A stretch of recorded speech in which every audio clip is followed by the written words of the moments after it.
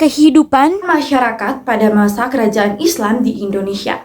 Nah, ini mencerminkan pengaruh yang kuat dari ajaran Islam yang berkembang sejak abad ke-13.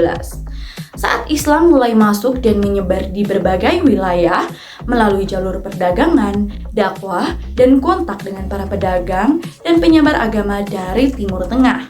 Pada masa ini, Islam membawa perubahan besar dalam berbagai aspek kehidupan masyarakat, termasuk dalam bidang sosial, politik, ekonomi, dan tentunya bidang budaya. Nah, di sini saya akan menjelaskan terkait kehidupan masyarakat pada masa kerajaan Islam di Indonesia. Aspek sosial. Yang pertama, struktur sosial. Masyarakat pada masa kerajaan Islam memiliki struktur sosial yang lebih terorganisir dan terbagi dalam beberapa lapisan. Biasanya, lapisan atas itu terdiri dari raja, keluarga kerajaan, dan para bangsawan atau pejabat tinggi kerajaan. Berikutnya lapisan menengah, terdiri dari pedagang, ulama, dan pengusaha. Sementara lapisan bawah terdiri dari petani, buruh, dan rakyat biasa. Berikutnya, peran ulama dan pendidik. Ulama memegang peran penting dalam kehidupan sosial. Nah, mereka tidak hanya berfungsi sebagai pemimpin agama yang memberikan petunjuk spiritual, tetapi juga sebagai pengajar dalam masyarakat. Masjid menjadi pusat pembelajaran agama dan tempat berkumpulnya masyarakat untuk berbagi kegiatan sosial lainnya, seperti mengaji, berdiskusi, dan melaksanakan ibadah. Yang ketiga, pendidikan. Nah, pendidikan Islam berkembang dengan pesat di kerajaan-kerajaan Islam, seperti di Aceh, Demak, atau Mataram. Madrasah dan pesantren menjadi lembaga pendidikan yang sangat penting dalam mendidik masyarakat, khususnya untuk mempelajari Al-Quran, hadis, fiqh, atau hukum Islam, dan ilmu pengetahuan lainnya. Pesantren juga itu menjadi tempat di mana para santri belajar tentang kehidupan sosial serta spiritual. Yang keempat, perubahan dalam nilai-nilai sosial.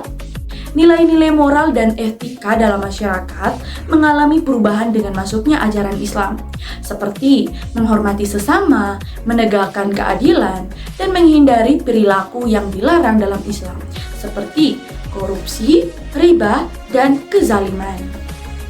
Aspek politik. Yang pertama, monarki Islam. Kerajaan-kerajaan Islam di Indonesia biasanya dipimpin oleh seorang raja atau sultan yang dianggap sebagai pemimpin sekaligus pelindung agama. Raja atau sultan ini memiliki kedudukan yang sangat penting dalam masyarakat, karena selain sebagai kepala negara, mereka juga memiliki otoritas agama dan dianggap sebagai khalifah atau penguasa yang menjalankan syariat Islam. Yang kedua, hukum Islam. Pada masa kerajaan Islam, hukum yang berlaku sering kali didasarkan pada syariat Islam. Di beberapa kerajaan seperti Kesultanan Aceh dan Demak, hukum Islam menjadi landasan dalam pengaturan kehidupan sosial dan ekonomi masyarakat. Hukum pidana Islam atau hudud diterapkan di beberapa tempat, meskipun implementasinya dapat bervariasi tergantung pada kebijakan raja atau sultannya. Yang ketiga, peran Islam dalam pemerintahan. Islam tidak hanya berperan sebagai panduan moral saja loh, tetapi juga sebagai dasar pemerintahan. Pemerintah diharapkan untuk menjalankan pemerintahan yang adil dan amanah sesuai dengan ajaran Islam.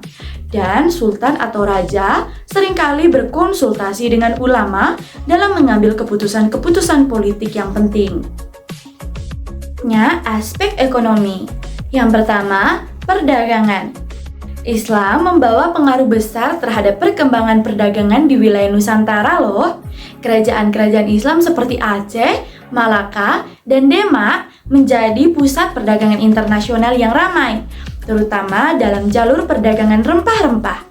Pedagang dari Timur Tengah, India, dan Tiongkok banyak berdagang di pelabuhan-pelabuhan besar yang ada di kerajaan-kerajaan Islam ini. Yang kedua, pertanian. Selain berdagang, pertanian juga menjadi sektor yang penting dalam ekonomi masyarakat pada masa kerajaan Islam. Islam mengajarkan kewajiban menunaikan zakat yang sebagian besar berasal dari hasil pertanian dan perdagangan. Masyarakat Islam di Indonesia juga mulai mengenal konsep pembagian hasil pertanian, seperti bagi hasil dalam sistem agraria. Yang ketiga, zakat dan wakaf. Sistem ekonomi Islam yang dilaksanakan di kerajaan Islam termasuk pengumpulan zakat dan wakaf. Zakat sebagai salah satu rukun Islam diwajibkan kepada umat Islam yang mampu dan hasilnya digunakan untuk membantu orang miskin, yatim piatu, dan kegiatan sosial lainnya. Wakaf juga digunakan untuk membangun fasilitas umum seperti masjid, sekolah, dan rumah sakit. Berikutnya, aspek budaya dan agama.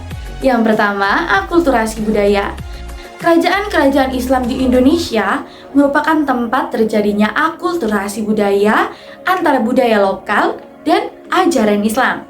Banyak sekali loh unsur budaya lokal yang disesuaikan dengan ajaran Islam nih, termasuk dalam seni, arsitektur, dan sastra. Misalnya, masjid dan bangunan-bangunan lainnya di dalam kerajaan Islam itu sering mengadopsi gaya arsitektur Islam yang menggabungkan elemen-elemen lokal. Yang kedua, seni dan sastra. Seni rupa, musik, dan sastra berkembang pesat pada masa kerajaan Islam loh. Banyak sekali karya sastra yang ditulis dengan menggunakan bahasa Melayu atau Jawa yang dipengaruhi oleh bahasa Arab, seperti kitab-kitab fiqh dan tasawuf. Dalam seni rupa, kaligrafi dan seni ukir berkembang dan banyak masjid serta bangunan kerajaan itu dihiasi dengan ornamen-ornamen yang menunjukkan pengaruh dari Islam.